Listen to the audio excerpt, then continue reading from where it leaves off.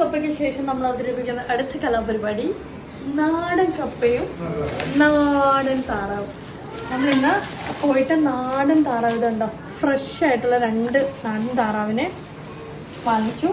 അതിൻ്റെ കൂടെ കപ്പ വേവിച്ചത്. അപ്പൊ കണ്ടാലോ?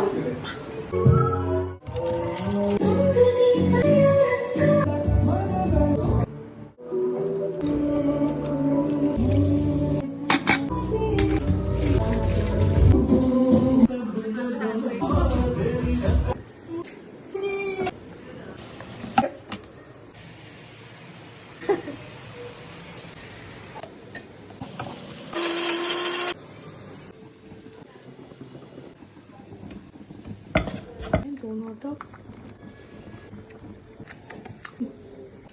ഇത് വരും. ഇത് മോനെ അവിടെ വേസ്റ്റ് ഉള്ളതാ.